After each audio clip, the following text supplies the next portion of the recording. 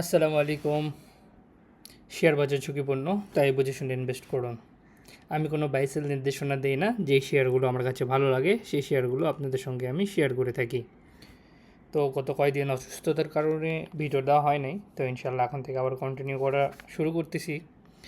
তো আজকে মার্কেটটা প্রায় ছয় ছয় পয়েন্ট মাইনাস হয়েছে, মানে যে রেজিস্ট্যান্টটা ছিল সেই রেজিস্ট্যান্টটা সে ব্রেক করতে পারে নাই। এবং আমি যে দুটো ঘর রাখাইছিলাম প্রায় 2 উইক আগে, এটা ভাঙতে পারে নাই। তো মার্কেট সাইডওয়েজ আছে, এখন এভাবেই মার্কেট চলতেছে। যারা আমাকে ফলো করেন বা আমার ভিডিওটা দেখেন তারা সবাই জানবেন যে আমি প্রায় বিগত কয়েক সপ্তাহ আগে আমি দুটা রেক্ট্যাঙ্গেল দিয়ে ঘর রাখাইছিলাম এবং পয়েন্ট মার্ক করে দিয়েছিলাম, যদি এই প্রথম রেক্ট্যাঙ্গেলটা ক্রস করে তাহলে মার্কেট কি হবে, এখান থেকে বুম করে বুলিশে যাবে। আর মার্কেট এখান থেকে যদি ক্রস করে নিচে আসে তাহলে মার্কেটটা বিয়ারিশে চলে যাবে, অর্থাৎ নিচে পড়ে যাবে। তো এর মধ্যে অনেকে প্রফিট হইতেছে, অনেকে লস করতেছে, অনেকে সেল দিতেছে। এই জন্য মার্কেটটা একটু আপ ডাউনের মধ্যে আছে, মানে সাইডওয়েজ বলা চলে, যেটাকে আমরা সাইডওয়েজ বলি। মার্কেট ঠিক এইরকম। আমরা যদি একটা রেক্ট্যাঙ্গেলটা নিই, সরি,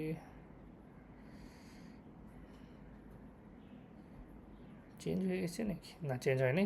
ঠিক মার্কেট এখানে সাইডওয়েজ হয়ে আছে।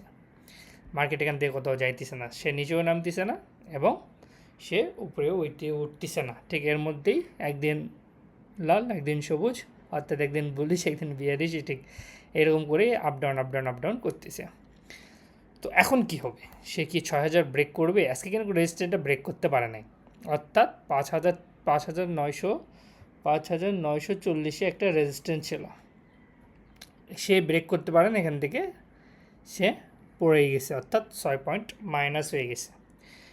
এখন সে যদি পড়তে যদি এটাকে ব্রেক করে, অর্থাৎ 5,824-25 বা 5,820কে যদি ব্রেক করে, তাহলে মার্কেটটা এখান থেকে একদম নিচে নামাই যাবে, অর্থাৎ নিচে পড়ে যাবে।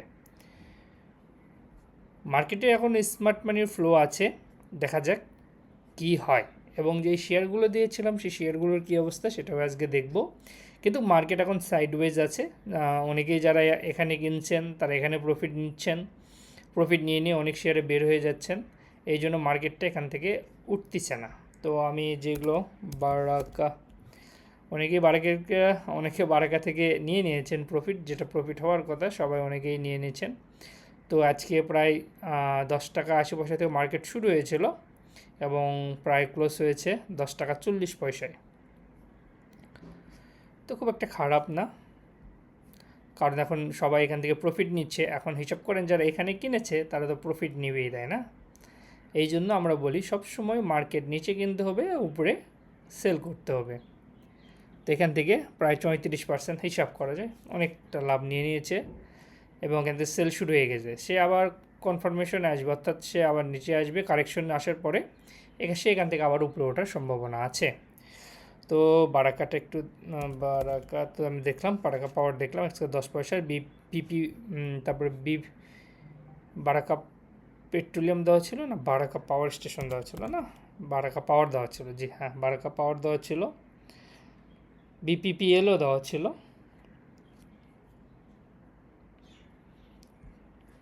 কেসি কেপিসিএল। তো পাওয়ার সেক্টরগুলো তো প্রায় সবাই তার প্রফিট টেক করেই নিয়েছে, অলরেডি সবাই। হ্যাঁ, সবগুলো থেকেই সবাই প্রফিট টেক করে নিচ্ছে। আমার মনে হয় মার্কেটটা খুব একটা, সবাই এখন প্রফিটটা টেক করে নিচ্ছে, মার্কেটটা নিচে নামার সম্ভাবনাই বেশি। তো আমি বলবো এই সময়টা একটু মার্কেট থেকে বিরত থাকাই ভালো। কেনাগুলো, যেগুলো কেনা আছে শেয়ার, সেগুলোতে টেক প্রফিট করাই ভালো। তো যার যে প্রফিটগুলো হয়েছে সেগুলো নেওয়াই ভালো, কারণ আজকে প্রায় 10,000 1,000 কোটি টাকার মতো লেনদেন হয়েছে। 119টা শেয়ার দাম দাম চেঞ্জ হচ্ছে, 229টা শেয়ারের দাম পড়ে গেছে। আমি যদি একটু স্কোয়ার ফার্মা বাড়ছে না, আসলে যারা ফান্ডামেন্টাল স্টক কিনে তাদের ব্যাপারটা ভিন্ন।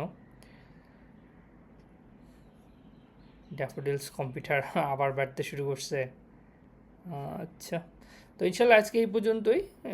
তো মার্কেট নিয়ে যে অ্যানালাইসিস ছিল, বিশেষ করে ইন্ডেক্স নিয়ে, ইন্ডেক্স নিয়ে যে অ্যানালাইসটা ছিল সেটাই হচ্ছিল মূল বিষয়টা। পরে আবার এই সপ্তাহে ইনশাল্লাহ শুক্রবারে ভিডিও আসবে যে মার্কেট এখান থেকে কোন দিকে যাইতে পারে।